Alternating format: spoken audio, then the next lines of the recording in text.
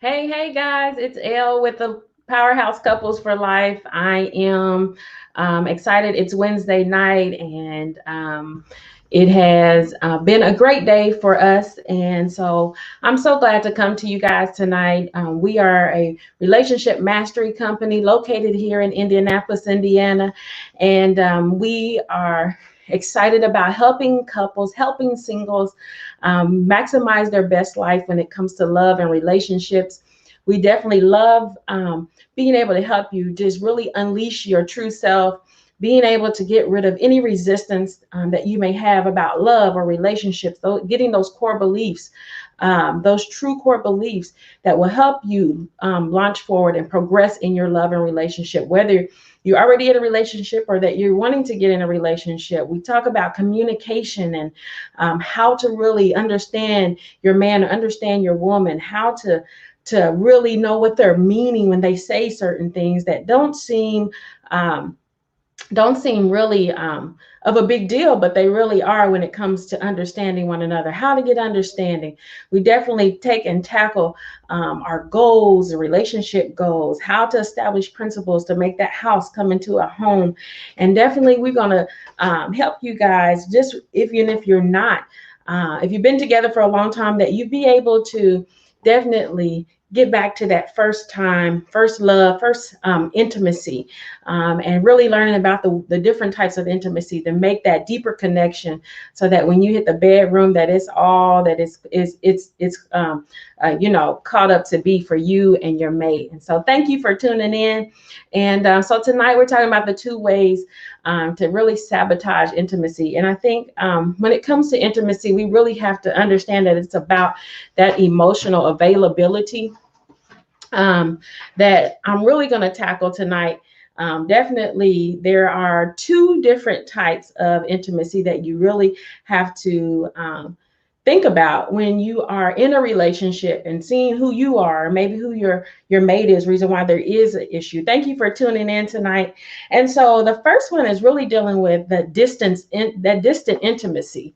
The distant intimacy is more of that person that is very, overworking, criticizing, interrupting, and they have these sabotage tendencies to really have withholding intimacy, keeping secrets, that kind of stuff that is really detrimental to the relationship.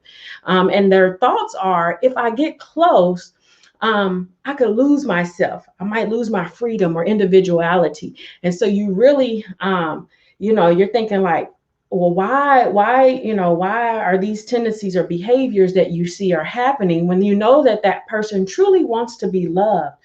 And all of these things normally come back to something that either has happened in a previous relationship, or it has something to do with even farther back in your childhood in regards to whether you really never addressed those things, or you seem like those things never really bothered you.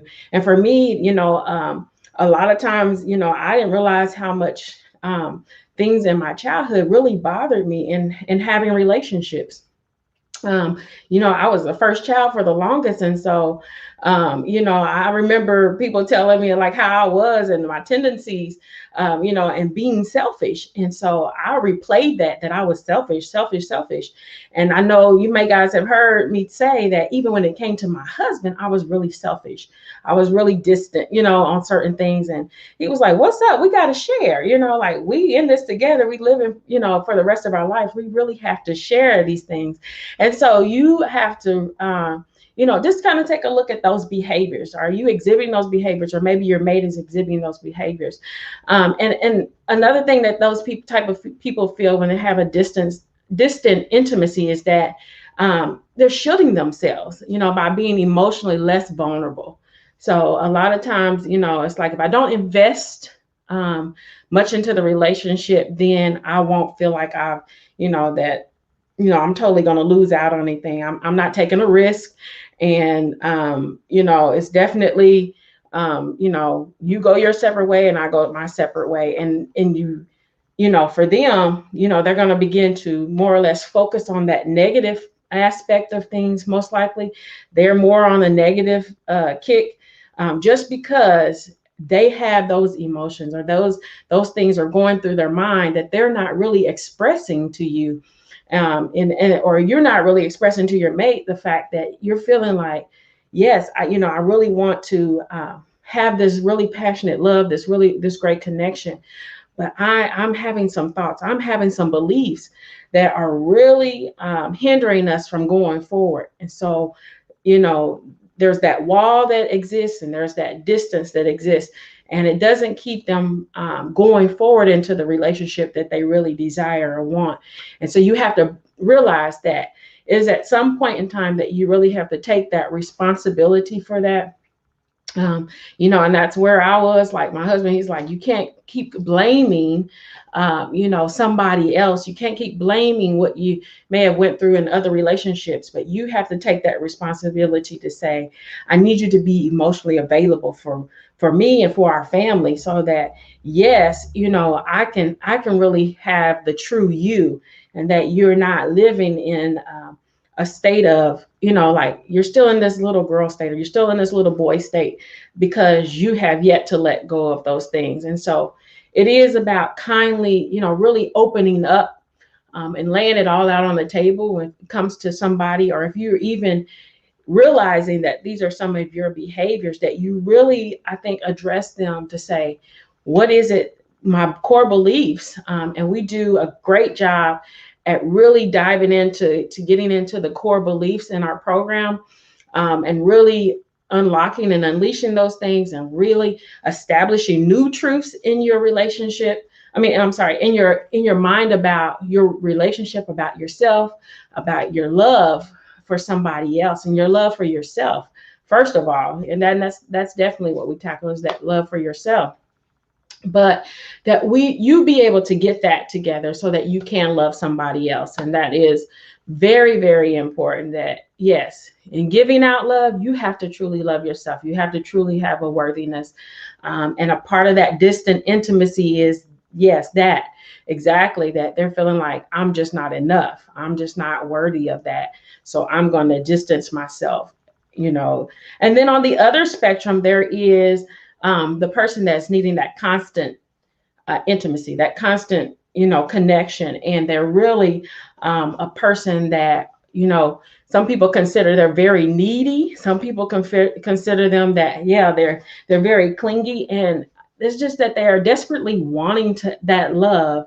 But they never felt it in that way. They've never had someone to really give them love without them feeling like they had to truly earn that love from that person, or earn that love from a parent, or whatever it might be. And so in every relationship, if any distance comes into play, and most of the times they may even gravitate towards somebody that is not available, or somebody that's not really has an understanding for who they are, and what their thinking is. And so what happens is, if there's any kind of distance, they're feeling like, I'm being abandoned. And so that causes these anxieties about, whether that, the mate is, not in my presence, so they're cheating, or they're, they're not being truthful with me. And so this fury of emotions and fears and anxieties come upon that person. Thank you for tuning in. And they believe that, yes, that they have to earn the love of the person that they're with. And it really is very exhausting for that person. If you're feeling like you have you have to give constant intimacy to somebody, it's really, really, really. And what happens is the other person starts distancing themselves, because there's these behaviors that become toxic. And then they're like, oh my gosh, like, what did I get into? But the truth is that you really have to sit down with one another and say, hey, what is it? What is it that I can do for you? What is it that you can do for me, so that we can come together and that we can have a healthy relationship? And that's what you want to get to the point. I think those constant intimacy lovers, they are definitely they have this armor, and it's a very exhaustive effort to put forth to be loved. And that's what they're constantly doing. They're giving things, they're doing things, they're trying to be that person for everything. And what happens to them is that you know, they're like, what else can I do to make you stay, or make you. But at the end of the day, it's not healthy for you. It's not healthy for them. It's not healthy for your relationship. And eventually, of course, there's some separation, because one or the other person is just not going to work for. And so as think about this, think about when it comes to intimacy, that yes, you are laying out your fears, you are laying out your doubts to the person that you're with, and that you are really truly giving them your inner thoughts, or your inner feelings, because that really does help in the way that you have healthy relationships.